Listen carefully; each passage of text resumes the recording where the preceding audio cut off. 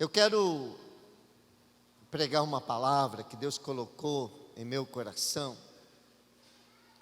E eu estava preparando esta palavra porque eu me enganei. Eu achei que hoje seria o Dia dos Pais. Mas é domingo que vem. Mas como a palavra que eu preparei não é necessariamente dos pais, mas é do Pai. E hoje é dia do Pai. Então eu estou em casa para pregar essa palavra. Que se eu tivesse preparado uma palavra só para os pais, eu ia chamar aqui, eu ia tirar meu zap do bolso, pastor Haroldo, que subiria aqui e pregaria no meu lugar, né? Ou pastor Cristiano, pastora Patrícia, e porque eu não tenho essa habilidade de pregar de última hora, assim, né? Mas esses meus queridos aí, eles têm. A hora que precisar é só chamar, eles estão prontos. Abre a sua Bíblia em Lucas capítulo 15. Aleluia! Nós vamos ler do verso 11 ao verso 32. Como eu desapeguei do celular esses dias, eu imprimi hoje a mensagem, eu falei, eu vou desapegar do iPad também, né? Porque desde 2012 que eu comprei o iPad, eu não me lembro pregando sem ele. Então a gente vai se apegando muito, então eu vou hoje pregar sem o iPad para voltar. Talvez eu me atrapalhe um pouquinho, porque eu estou fora de forma de usar o esboço, tá bom? Mas seja paciente comigo. Lucas capítulo 15, a partir do verso de número 11.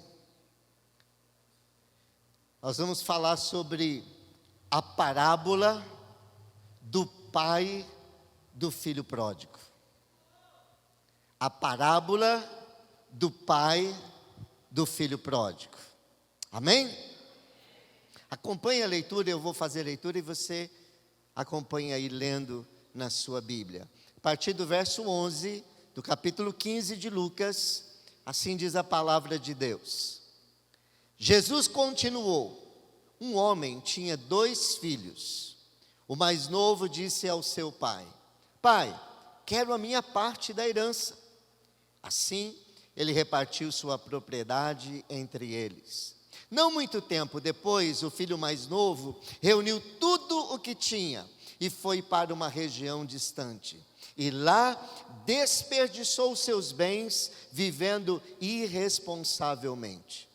Depois de ter gasto tudo, houve uma grande fome em toda aquela região. E ele começou a passar necessidade. Por isso foi empregar-se com um dos cidadãos daquela região, que o mandou para o seu campo, a fim de cuidar de porcos. Ele desejava encher o estômago com as vagens de alfarrobeira que os porcos comiam, mas ninguém lhe dava nada. Caindo em si, ele disse: quantos empregados de meu pai têm comida de sobra, e eu aqui morrendo de fome? Eu me porei a caminho e voltarei para meu pai, e lhe direi: Pai, pequei contra o céu, contra ti, não sou mais digno de ser chamado teu filho. Trata-me como um dos teus empregados. A seguir levantou-se e foi para seu pai. Estando ainda longe, seu pai o viu e, cheio de compaixão, correu para o seu filho e o abraçou e beijou. O filho lhe disse: Pai, pequei contra o céu e contra ti, não sou mais digno de ser chamado teu filho. Mas o pai disse aos seus servos: depressa, tragam a melhor roupa e vistam nele. Coloquem um anel em seu dedo e calçados em seus pés. Tragam um novilho gordo e matem-no. Vamos fazer uma festa e alegrar-nos, pois este meu filho estava morto e voltou à vida, estava perdido e foi achado, e começaram a festejar o seu regresso. Enquanto isso, o filho mais velho estava no campo. Quando se aproximou da casa, ouviu a música e a dança, então chamou um dos servos e perguntou-lhe o que estava acontecendo. Este lhe respondeu: seu irmão voltou e seu pai matou o novilho gordo, porque o recebeu de volta são e salvo. O filho mais velho encheu-se de ira e não quis entrar. Então seu pai saiu e insistiu com ele. Mas ele respondeu ao seu pai: olha, todos esses anos tenho trabalhado como um escravo ao teu serviço e nunca desobedeci às tuas ordens, mas tu nunca me deste nenhum cabrito para eu festejar com os meus amigos.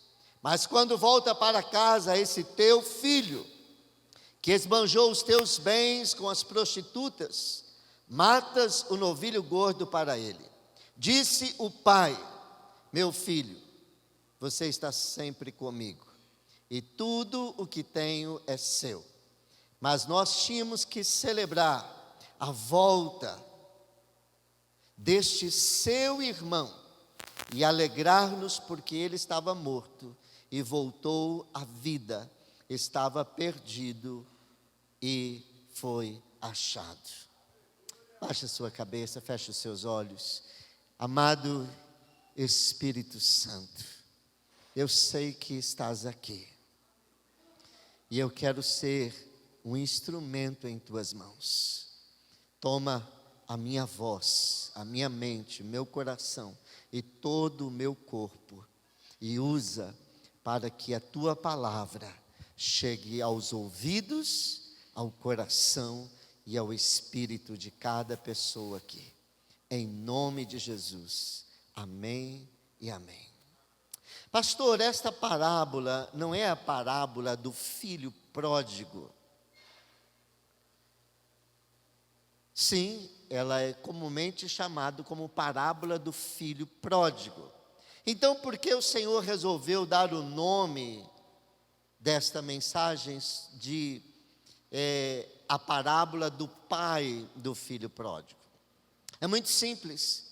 Eu já preguei nesta parábola várias vezes, já dividi esta parábola e preguei sobre o pai, preguei sobre o filho mais novo, preguei sobre o filho mais velho, preguei sobre as outras duas parábolas que compõem uma tríade de parábolas que nos ajudam a entender melhor esta parábola. Mas estudando para pregar hoje, eu tive uma curiosidade, porque veio exatamente essa dúvida. Esta é uma parábola do pai, é uma parábola do filho pródigo, e aliás, pródigo quer dizer aquele que é gastador, né? Aquele que gasta assim desmedidamente, ou é uma parábola do filho mais velho? Afinal de contas, de quem é essa parábola? Então me ocorreu contar quantas vezes aparecem a palavra pai e filho nesta parábola. E eu então fiz as contas, eu estava no gabinete contando, e a Patrícia falou: o que você está fazendo aí? Porque ela não entendeu nada, eu estava fazendo alguns pontinhos assim, contando, e de um lado eu escrevi pai, do outro lado eu escrevi filho, e aí eu contei, recontei 3 vezes, e se eu não me enganei nas minhas contas, a palavra filho, se referindo tanto ao mais velho quanto ao mais novo, aparece 11 vezes aqui nesse texto. A palavra pai aparece 13 vezes. E aí eu me convenci de que é uma parábola do pai e não uma parábola do filho. Mas o dia que eu for pregar sobre o filho, aí eu vou falar que é uma parábola do filho. E o dia que eu for pregar sobre o irmão, eu vou falar que é uma parábola do irmão. Amém? Então essa é uma parábola que tem 3 aplicações. Nós vamos falar sobre o pai, porque nós estamos às vésperas do Dia dos Pais. E eu vou me ater à figura do pai. O pai, na parábola do filho pródigo, retrata a figura de Deus, do Pai eterno, do Pai dos céus, do Pai celestial, do Pai de todos, do Pai eterno. Ele retrata essa figura. E eu quero que você olhe comigo para esta parábola e nós vamos ver algumas características. E eu não quero nesta noite enaltecer a figura de pai humano. Eu quero enaltecer nessa noite a figura do Pai divino, do Pai eterno, do Pai das luzes, do nosso Pai dos céus. Amém? E eu fico muito feliz em fazer isso, porque se fôssemos procurar uma personagem bíblica como exemplo de pai, o pai Abraão, o pai Moisés, o pai Davi, nenhum deles foi perfeito. Nenhum deles serviriam para dizer assim, este é um pai, este pai aqui serviria. Mas ele é um pai fictício, porque é uma parábola. Uma parábola é uma história contada por Jesus para ensinar verdades espirituais. Necessariamente esse pai não precisava ter existido. Não sabemos se existiu, nem se não existiu. Se Jesus está contando uma parábola a partir de um fato que ele conhece, que aconteceu, ou de um fato que nunca tenha acontecido, e simplesmente Jesus contou para ilustrar esta verdade. De maneira que esse é um pai fictício. E ele ilustra, ele retrata a figura do Pai eterno, o caráter do Pai eterno. Mas nós como pais, nós temos essa tarefa também. Como este pai do filho pródigo e do irmão mais velho, na nossa tarefa difícil que é de ser pai, a minha tarefa como pai é mais fácil do que a tarefa do pastor Haroldo, é mais fácil do que a tarefa do pastor Cristiano, porque eu estremeço só de pensar em ser pai de menina, né, Bona?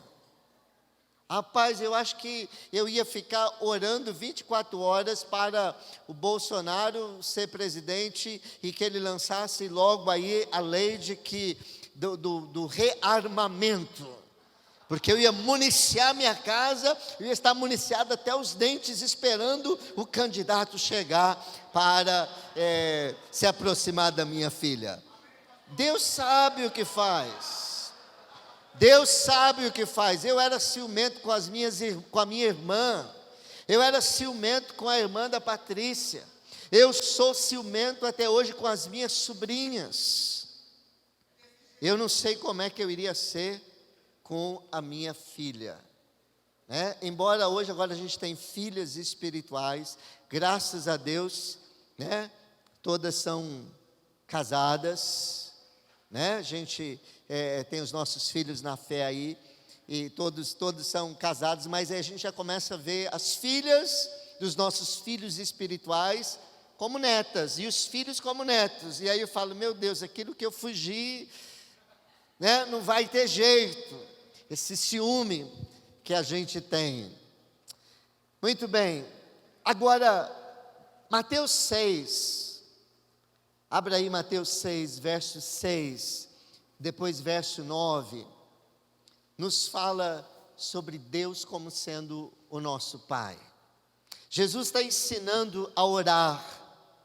Em Mateus 6 ele diz, mas quando você orar, Jesus não diz se você orar. Se por acaso você decidir orar, para Jesus é certo que você ora, né? Jesus ele é crente que você é uma pessoa de oração. Então ele diz, quando você orar, quando você for orar, o que você deve fazer? Vai para o seu quarto, fecha a porta e ora ao seu Pai. Ora ao seu Pai que está em secreto. Então o seu Pai que vem em secreto o recompensará. Jesus, e aí no verso 9, ele diz assim, vocês orem assim, Pai nosso que estás nos céus. Vamos dizer isso? Pai nosso que estás nos céus. Pai nosso que estás nos céus. Agora seja bem possessivo e diga: Pai meu que estás nos céus. Vamos dizer isso? Pai meu que estás nos céus. Jesus está dizendo, até Jesus não se concebia Deus nesta intimidade, não se concebia Deus num relacionamento íntimo, num relacionamento tão pessoal e tão próximo como o relacionamento de um pai para com um filho. Até Jesus aproximar-se de Deus era algo cheio de uma atmosfera assim, de medo e de muito temor, de muito respeito e de muita reverência. Mas Jesus, ele chega e ele nos apresenta um aspecto de Deus até então desconhecido. Ele apresenta um Deus pessoal, um Deus íntimo, um Deus que nós podemos chamar de Abba Pai, de paizinho, de pai querido, de papai do céu. Jesus nos introduz em um novo nível de relacionamento com Deus, não somente Criador e criatura, não somente Deus e servos, mas agora Jesus nos introduz em um relacionamento de pai e filho, pai e filha com Deus. Isso não é tremendo? Isso não é maravilhoso? Isso não é extraordinário, querido? E esse ensinamento de Jesus, eu saí de férias e o Senhor colocou no meu coração fazer a oração do Pai Nosso, e eu estava preparando essa mensagem em cima do Pai Nosso, e fiquei aqui no Pai, né? E aí saiu outra mensagem, eu ia falar sobre diversos aspectos sobre o Pai Nosso, mas aí era essa figura, essa questão de Pai, Deus como Pai. Deus, diga: Deus, meu Pai, meu papaizinho. Eu não sei se você ainda tem o seu pai vivo. Eu não sei o nível de relacionamento que você tem com o seu pai. Eu não sei a estima. Eu não sei a consideração que você tem com o seu pai. Eu posso dizer para você que independente de quem tenha sido o seu pai ou quem ele é, você deve a ele respeito, no mínimo, e consideração. Mas eu quero dizer para você que, a despeito de quem tenha sido o seu pai terreno, ele é apenas um cuidador temporário. Ele é apenas uma ama, ele é apenas alguém que cuida você por um determinado tempo. O seu verdadeiro pai está nos céus. Eu quero dizer para você que nenhum de nós aqui é órfão, nenhum de nós aqui é filho de pai morto. Todos nós aqui somos filhos de um pai que está muito vivo, de um pai que é rico, de um pai que é poderoso, de um pai que é eterno, de um pai que é amoroso e de um pai que está olhando para você agora, em nome de Jesus.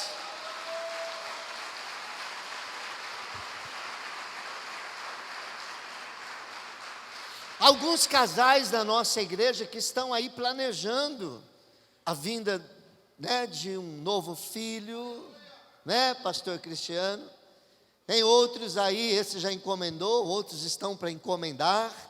E cuidado, a unção do crescimento, a unção da fertilidade paira sobre a nossa igreja.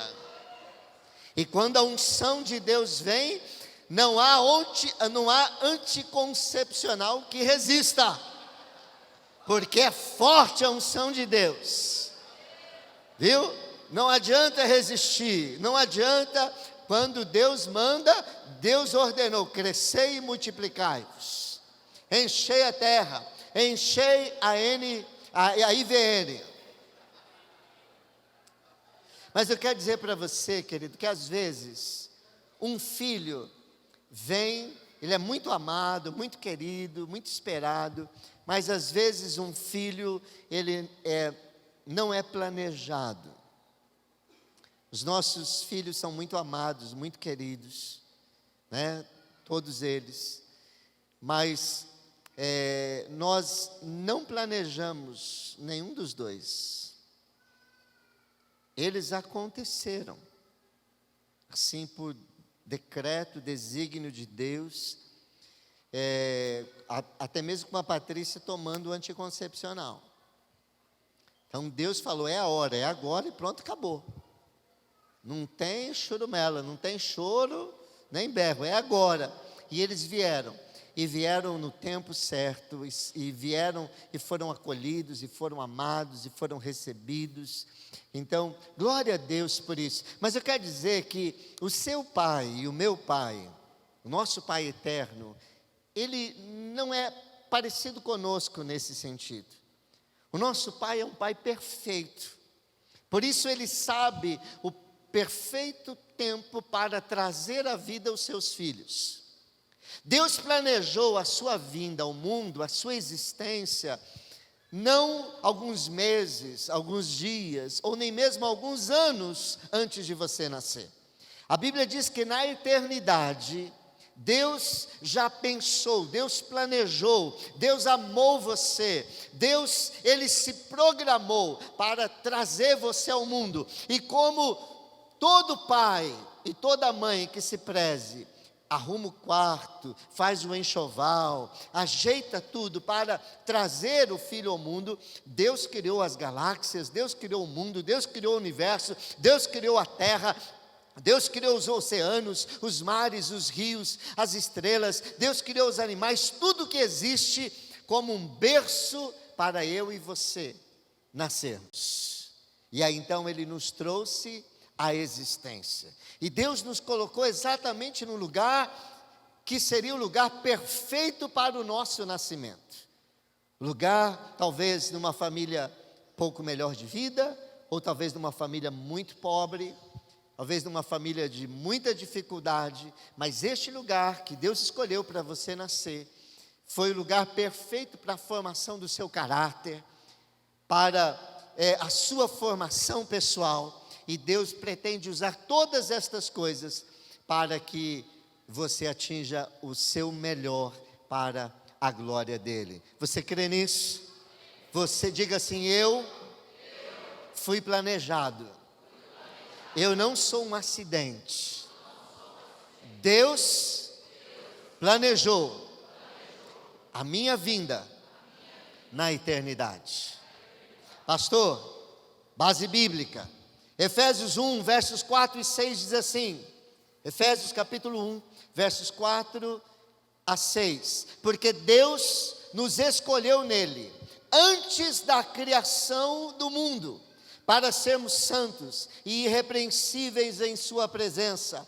Em amor, nos predestinou para sermos adotados como filhos, por meio de Jesus Cristo, conforme o bom propósito da sua vontade, para o louvor da sua gloriosa graça, a qual nos deu gratuitamente no amado.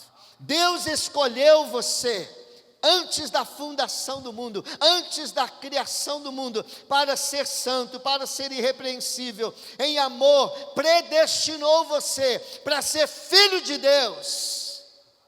Por isso você está aqui.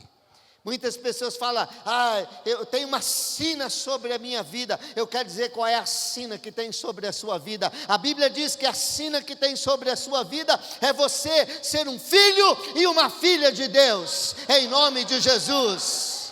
Esta é a sua sina, ser chamado filho de Deus e ser chamada de filha de Deus. É isso que está predestinado para você. Efésios 3, versos 14 e 15. Aliás, busquem em Efésios a palavra filho, adotado, e vocês vão ver coisas tremendas. Eu não tenho tempo de trazê-las todas aqui. Efésios 3, verso 14 e 15 diz assim: por essa razão, ajoelho-me diante do Pai, do qual recebe o nome toda, diga toda, a família nos céus e na terra.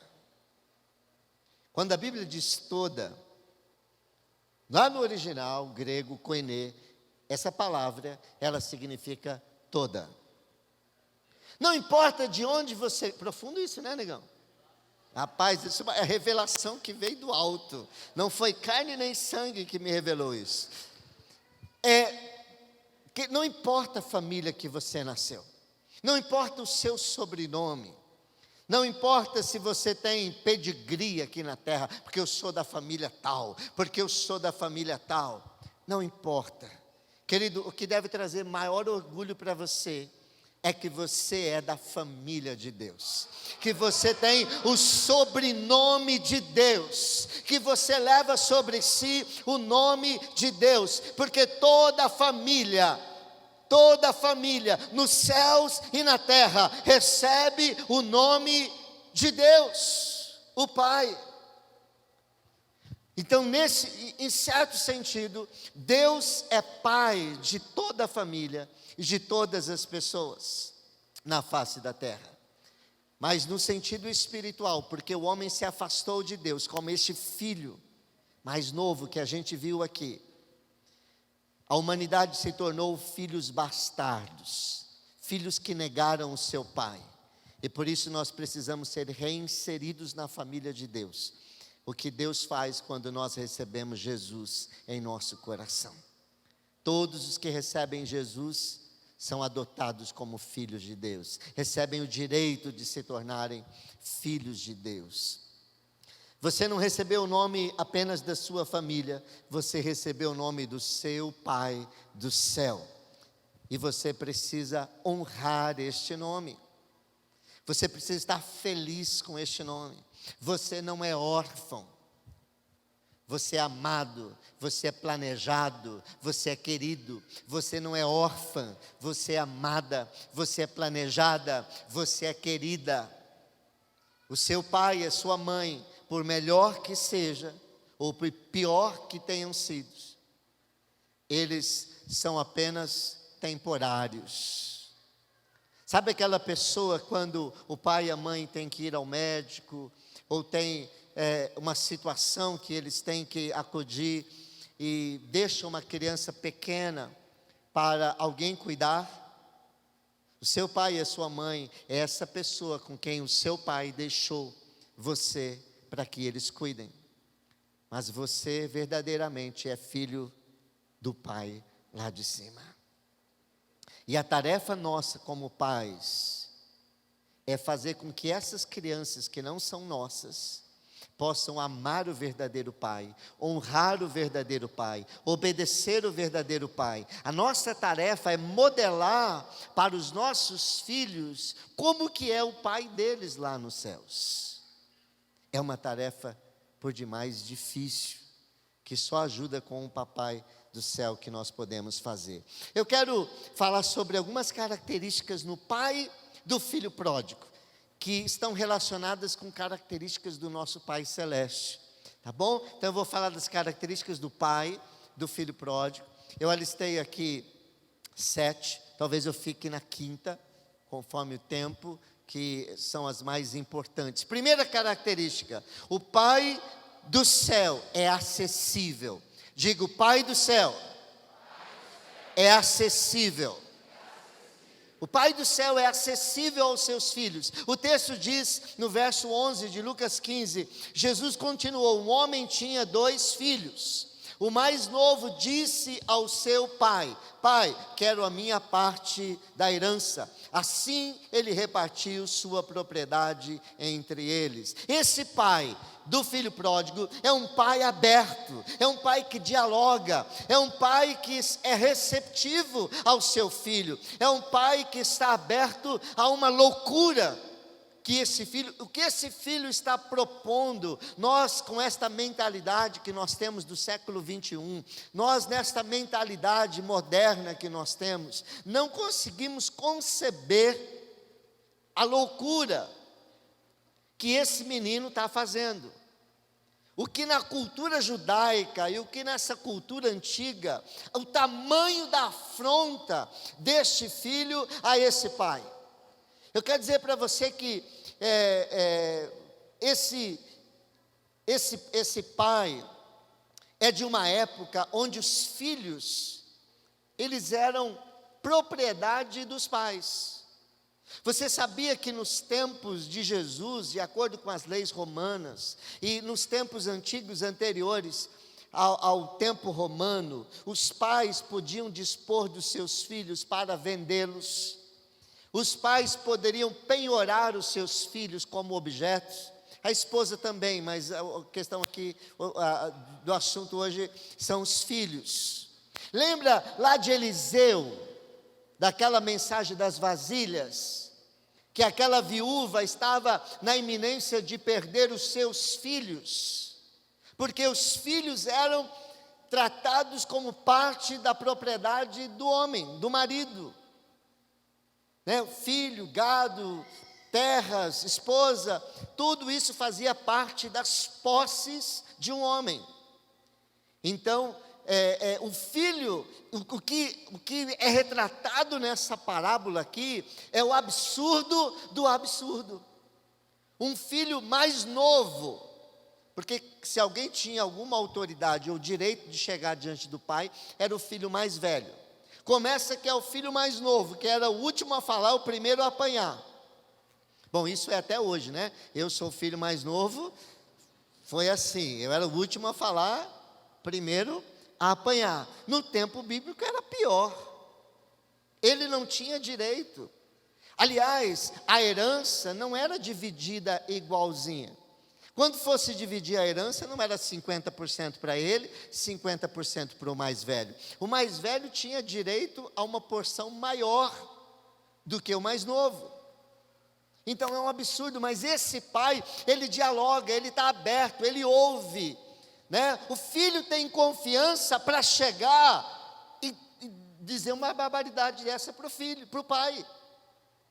Para ele ter essa confiança é porque o pai deu esta confiança. O pai mostrou para esse filho que ele era mais do que uma propriedade, que ele era mais do que as suas posses. Este pai era um pai aberto ao diálogo. E por isso que esse pai retrata o nosso Pai Celestial, que é um pai aberto ao diálogo, aberto às pessoas hoje em dizerem que Deus não existe, que Deus não é o Criador dos céus e da terra, mas que foi uma explosão que criou todas as coisas, porque nós temos um Deus que dialoga, um Deus que deixa que eu e você reclamemos, murmuremos, neguemos, viremos as costas para Ele.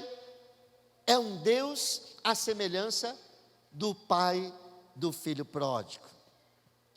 Efésios 2, 18 e 19 diz assim: pois por meio dele, tanto nós como vocês temos acesso ao Pai, por um só Espírito. Portanto, vocês já não são estrangeiros nem forasteiros, mas concidadãos dos santos e membros da família de Deus. Paulo vai dizer em Efésios que o nosso Deus é um Deus acessível. O nosso Deus não é aquele pai... graças a Deus, eu tive um pai muito acessível, que modelou para mim a figura de Deus. Mas eu sei que tem uns brutamontes por aí. E quando eu falo brutamonte, não é no tamanho, porque tem muitos brutamontes pequenos. Pais que são estúpidos, pais que são brutos, pais que bebem, pais que na hora do jogo do Corinthians, ai do filho se abrir a boca. Pais que os filhos não podem falar um A em suas casas. Pais que são verdadeiros carrascos, dominam seus filhos. São rudes, são ruins, são grossos. Os filhos não têm o menor acesso. O filho jamais sonha em sentar no colo do pai, ou reclinar no colo do pai, ou abraçar o pai, ou dar um beijo no pai, porque esses pais simplesmente não são acessíveis. O nosso Pai Celestial não é assim. O nosso Pai Celestial é amoroso, é acessível, Ele ouve você, Ele deixa você dar a sua opinião, Ele deixa você tomar as suas decisões. O Pai Celestial, o Pai do céu, Ele permite que os seus filhos cometam erros. O verso 11 em diante diz: Jesus continuou, um homem tinha 2 filhos, o mais novo disse a seu pai: Pai, quero a minha parte da herança. Assim ele repartiu sua propriedade entre eles. E não muito tempo depois, o filho mais novo reuniu tudo o que tinha e foi para uma região distante.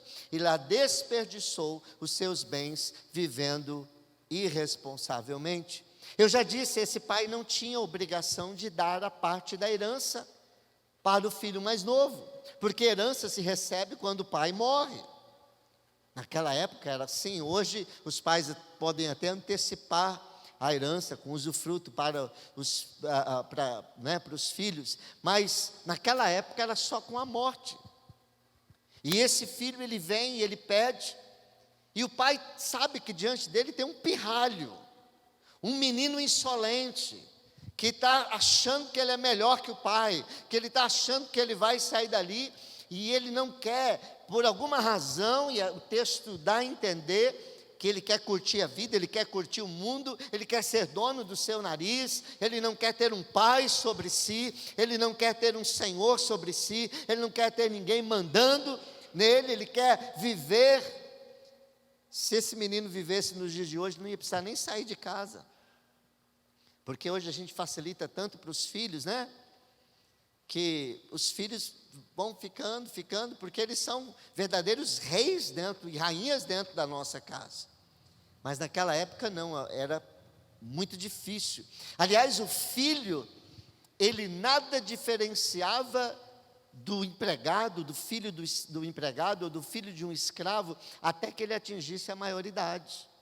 Ele era tratado igual, até que ele tivesse condições de ter responsabilidade, maturidade para assumir a posição de filho. Enquanto ele não tivesse isso, ele era tratado igualmente os outros empregados, os outros escravos. Mas este pai, ele permite. O pai poderia dizer não, ele não tinha obrigação de dar a herança, mas ele dá. Ele mesmo assim, mesmo sabendo que aquele jovem estava fazendo uma péssima escolha, o pai permite que o filho erre, o pai permite que o filho tenha as suas experiências, o pai permite que o filho tenha as suas experiências ruins. A mesma coisa Deus faz conosco. Nós tomamos as nossas decisões, algumas boas, outras péssimas. Decisões erradas com quem casamos, decisões erradas a respeito de vícios, decisões erradas a respeito do pecado, tomamos decisões de abandonar a Deus. Deus poderia forçar todos nós a permanecermos debaixo das suas mãos, no seu arraial, na igreja, ao seu redor, na sua casa, mas Deus, Ele não é déspota, Ele não é um carrasco, Ele não nos força. Deus, Ele dá liberdade a mim e a você, de tomarmos as nossas decisões, de andar com Ele ou não andar com Ele, de fazer a vontade de Deus ou não fazer a vontade de Deus. Deus, neste momento, você está exercendo a sua liberdade de escolha. Ao sair daqui, você vai continuar exercendo a sua liberdade de escolha. Se você quer continuar com o Pai, ou se você quer se afastar do Pai. Deus não vai impedir você. Alguém diz assim, quem não vem por amor, vem pela dor. Isso aí não está na Bíblia, né? É um ditado popular, mas eu quero dizer que Deus nunca traz ninguém à força para junto dele. A Bíblia diz que Deus nos atrai com laços de amor. Deus sempre atrai as pessoas pelo amor, não é pela dor. É que na dor nós nos lembramos que temos um Pai amoroso e corremos para Deus. Mas a intenção de Deus foi sempre nos receber pelo amor. Terceiro lugar, o Pai do céu é exemplo para os seus filhos. O filho então ele pede para o pai não tinha obrigação, o pai então dá parte da herança, ele sai, ele gasta todo o dinheiro dele, ele é um pirralho, ele é um moleque, ele é um filho mimado, é um filhinho do papai, ele sai, ele quebra a cara. O irmão mais velho fala que ele gastou com prostituta, mas o texto não diz, né? Pode ser que sim, pode ser que não, mas o fato é que ele fica pobre, ele perde todo o dinheiro, ele perde tudo o que ele tem. E aí, o verso 17 diz que caindo em si, porque começa a haver uma fome ali, e ele tem que trabalhar cuidando de porcos. E a fome era tão grande que ele queria comer a comida dos porcos. Você imagina um garotinho rico, filho de papai, que tinha o melhor, do bom e do melhor, né? O pai dele era o cara, né? Talvez o mais rico. E ele decide sair, e ele tem dinheiro, mas ele acha que o dinheiro vai durar para sempre. E ele provavelmente dá festas, e ele dá presentes, ele está rodeado de pessoas. E de repente o dinheiro acaba. E ele começa a passar fome, e ele fala, eu tenho que fazer alguma coisa. E o único trabalho que ele consegue é cuidar de porcos. E o porco, para a cultura judaica, é o pior animal. O judeu não come porco. O porco é um animal literalmente e espiritualmente imundo para o judeu. O judeu e porco não se dão. Então, cuidar de porco, trabalhar num chiqueiro, é o fundo do poço para esse menino. Ele está na lama, ele está no pó, ele está no fundo do poço. Ele está no último degrau da degradação humana. E ali, ele se lembra da vida que ele tinha, e ele se lembra do seu pai, e ele se lembra da casa do pai. E o que ele se lembra da casa do pai, é como o pai tratava os empregados. E no verso então, de número 17, diz, caindo em si, ele disse, quantos empregados do meu pai têm comida de sobra, e eu aqui morrendo de fome. O pai do filho pródigo, ele é um pai que dá exemplo aos seus filhos, de amor, de cuidado, exagerado, extravagante, até com os empregados. Ele se lembra que ele tinha uma vida boa, mas ele não se lembra da vida boa dele, ele se lembra que os empregados, que até os empregados, os servos do seu pai, tinham uma vida muito boa, que eles comiam muito bem, que eles eram tratados muito bem, porque o Pai do céu é exemplo para os seus filhos. Deus nos mostra, Ele nos ensina como devemos tratar as outras pessoas, como devemos tratar uns aos outros.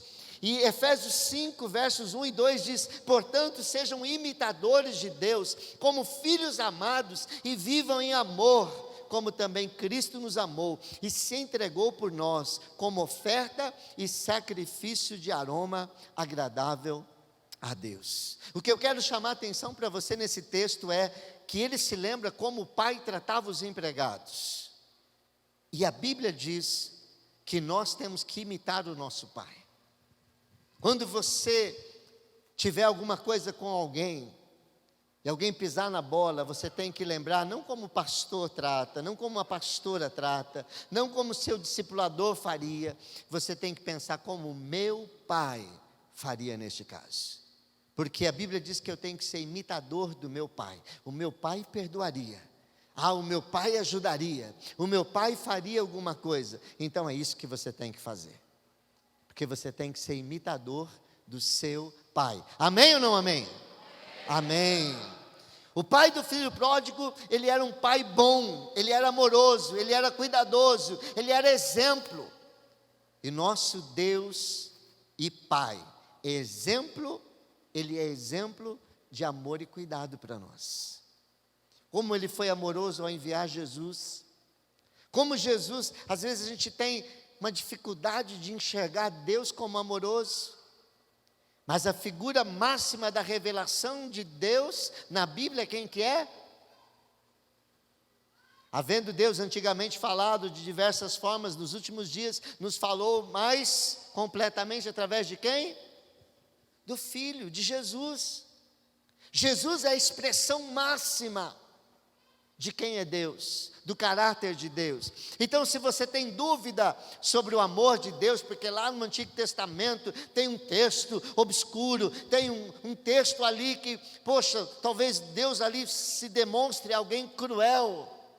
Você tem que pegar esse texto e interpretá-lo à luz de Jesus, porque Jesus é a revelação máxima de Deus. O Antigo Testamento, talvez nesse texto ali, é uma imagem de Deus com poucos pixels. Talvez numa câmera lá que foi tirada, uma fotografia, no máximo, com menos de 1 mega. Mas Jesus é aquela foto do Pai, aquela fotografia revelando o Pai em Full HD.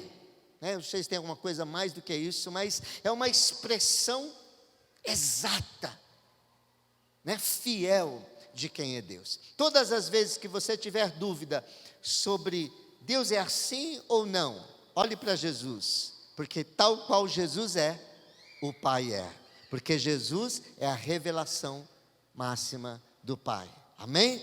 O Pai é amoroso, o Pai é cuidadoso. Quarto lugar, verso 20. A seguir, levantou-se e foi para seu pai. Estando ainda longe, diga, ainda longe. Seu pai o viu e, cheio de compaixão, correu para seu filho e o abraçou e beijou. Querido, em quarto lugar, eu vejo aqui nesse texto que o Pai do céu nunca desiste dos seus filhos.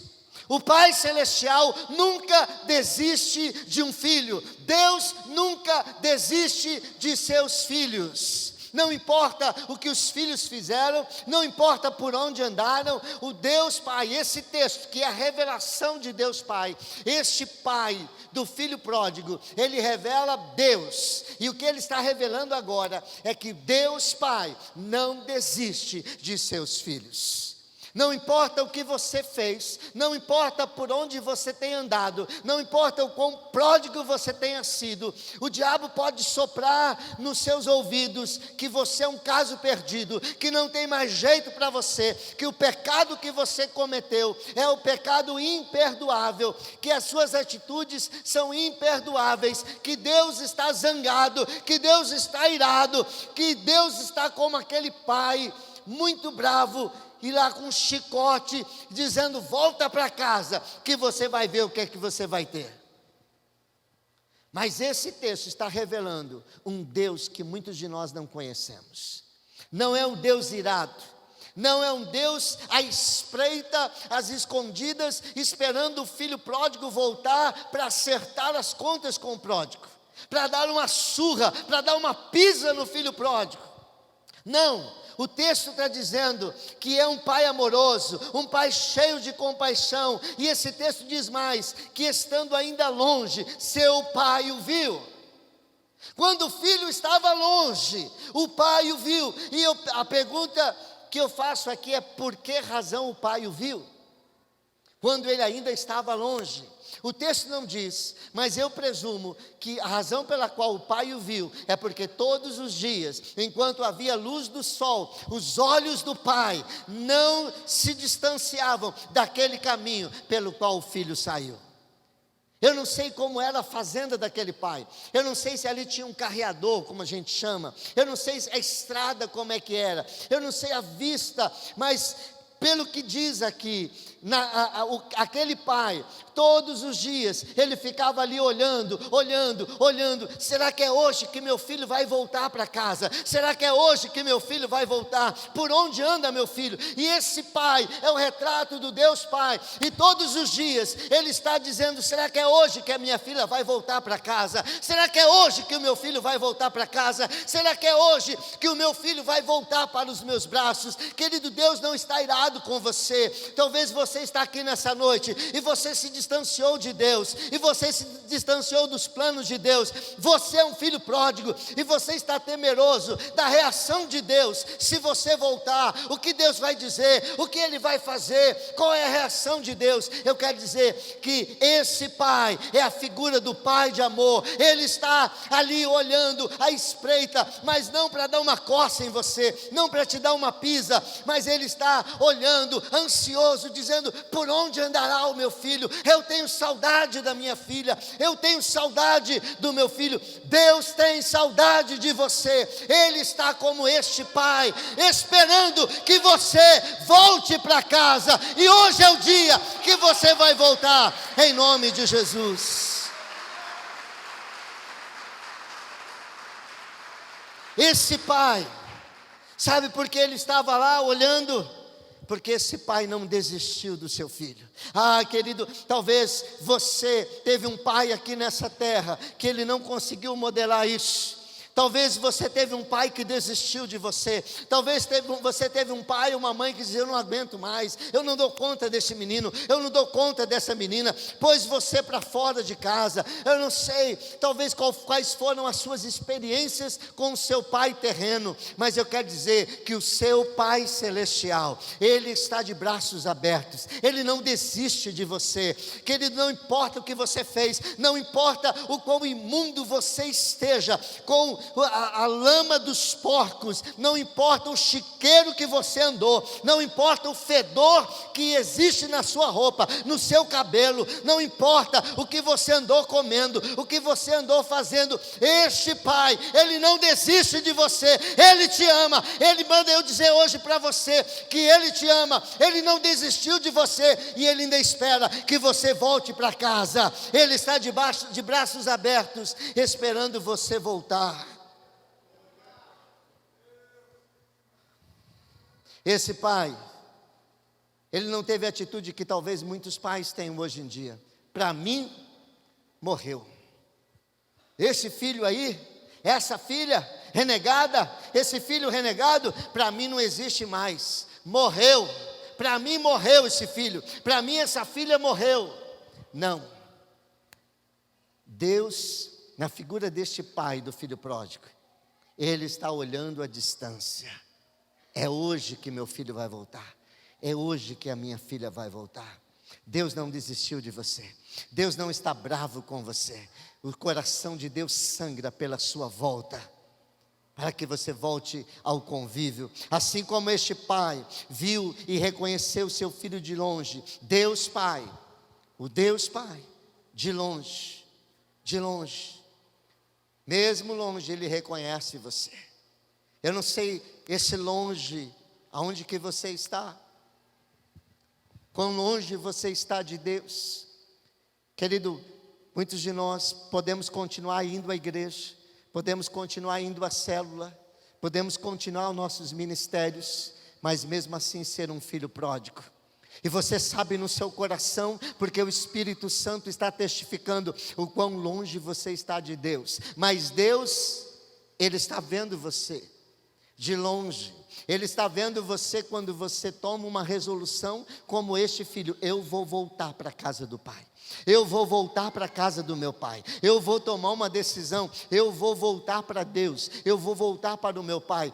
Deus, Ele está olhando de longe, Ele vê você, Ele vê o seu coração, Ele vê a atitude do seu coração, e Ele espera que você tome essa decisão nessa noite. Aquele pai, ele não espera com uma cinta na mão. O verso 20 diz também que ele cheio de compaixão. Diga comigo: cheio de compaixão. Assim como este pai, o Deus Pai espera você cheio de compaixão. Deus não está esperando você com um sermão para te dar. Deus não está esperando você para te dar um pito. Deus não está esperando você para te dar umas cintadas, um corretivo. Deixa aquele menino voltar, que ele vai ver o que ele vai levar. Deixa aquela menina pisar os pés em casa de novo, que ela vai ver o que é bom para tosse. Vai ver com quantos paus se faz uma canoa. Não, querido, Deus não está esperando você com uma cinta. Deus não está esperando você com um chicote. Deus não está esperando você com a varinha. Ele está esperando você com os braços abertos, braços de amor, braços de compaixão. Ele não está esperando você com uma cinta, um chicote. O texto diz que o pai corre e o pai beija o filho. Deus está esperando você com braços abertos e Ele está esperando você com um beijo. Ele quer cobrir você, não é de cintada, é de beijos, é de abraços, é de carinho, é de lágrimas, é de choro, dizendo: meu filho, seja bem-vindo de volta à sua casa. E eu quero dizer para você que assim como esse pai, quando ele vê o filho, ele não se aguenta, ele corre em direção do filho, querido. Quando você toma no seu coração a decisão de voltar para Deus, Deus corre em direção a você. Nesta noite, Deus, Ele está aqui como esse pai do filho pródigo. Ele está doido para correr para você. Ele está esperando que você faça a mesma coisa que o filho pródigo fez, que você tome uma decisão de voltar para Ele, que você diz: puxa, o que eu fiz foi uma burrada, eu me afastei do meu Deus, eu quebrei a cara, eu fui para o mundão, eu pequei, e eu achava que Deus está virado, mas Deus não está, Ele está cheio de amor, Ele está cheio de compaixão. Então nessa noite eu vou voltar para Deus. E quando você começa a tomar essa decisão, querido, olha que você menos espera, o Espírito Santo já te envolve num calor, você começa a sentir a presença de Deus. Sabe por quê? É o Pai correndo até você, abraçando você e beijando você, dizendo: eu te recebo de volta. O Pai, querido, Ele está aqui, Ele está olhando: cadê o meu filho? Cadê a minha filha? É hoje que eles vão voltar para casa. Eu estou doido para dar um abraço, eu estou doido para dar um beijo. Abandona essa vida de chiqueiro, abandona essa vida de pecado. Caia em si nessa noite, que você tem se afastado dia a dia de Deus, e decida voltar para Deus, porque quando você tomar essa decisão, o Pai de longe vai ver você voltando, e Ele vai correr para você. Antes de você chegar no altar, o Pai vai te encontrar, Ele vai te beijar, e você vai ter uma experiência tremenda com o Espírito Santo de Deus. Cheio de compaixão, ele corre para o seu filho, ele abraça o filho, ele beija o filho, e o Pai do céu dá crédito ao seu filho. Verso 22 diz: mas o pai disse aos seus servos: depressa, tragam a melhor roupa, vistam nele, coloquem um anel em seu dedo e calçados em seus pés, tragam um novilho gordo e matem-no, vamos fazer uma festa e alegrar-nos. Sabe o que isso significa? Essas roupas novas e esse anel no dedo significa que o pai está dizendo assim para o filho: filho, você foi, você me desprezou. Quando você pediu a herança, você falou: pai, eu quero mais é que o senhor morra. E você foi e gastou tudo, todo o meu dinheiro. Você me desprezou. E agora você está voltando. Olha, filho, eu até te beijei, eu te abracei, mas você vai ficar um tempo ali de molho. Você vai ficar um tempo ali que eu quero ver a sua atitude. Eu quero ver, filho, até onde esse arrependimento. Eu quero ver se essas lágrimas não são lágrimas de crocodilo.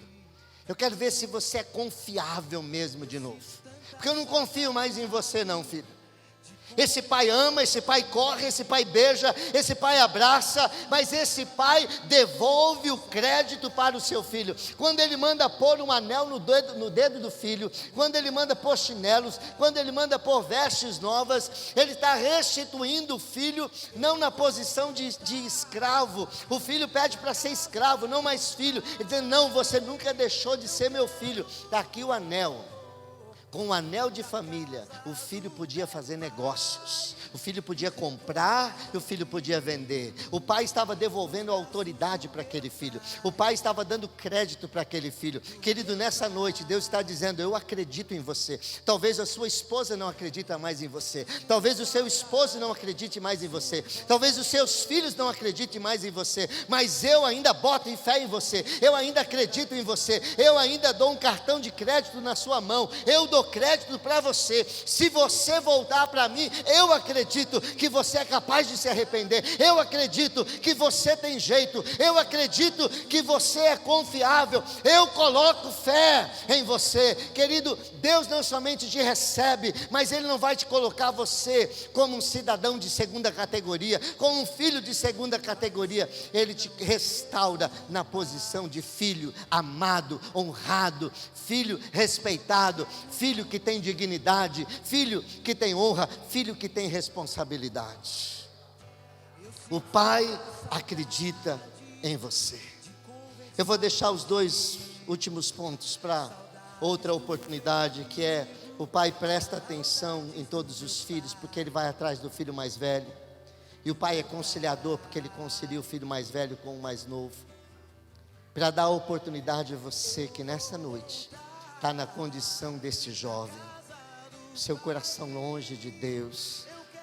Talvez você está simplesmente passando a porteira, você não chegou no chiqueiro ainda. Mas o Espírito Santo está te alertando que se você não voltar, o seu fim vai ser igual ao do filho mais novo. Talvez você já pediu herança, dizer: pai, eu quero curtir a vida, eu estou saindo, eu vou viver a minha vida.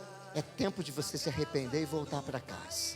Talvez você já quebrou a cara. E talvez você pense: puxa, eu fiz isso, eu pisei na bola com Deus feio, eu pequei nessa área, eu pequei naquela.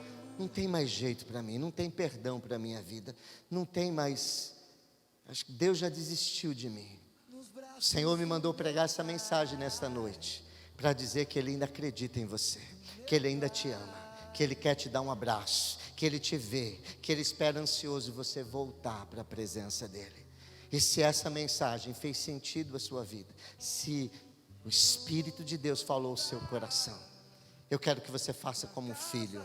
Venha correndo, porque o Pai está aqui de braços abertos. E quando você vier, Ele já vai te encontrar no caminho. O Espírito Santo vai encontrar você no caminho, porque Ele não desiste de você. Ele te ama, Ele tem planos para a sua vida. Venha,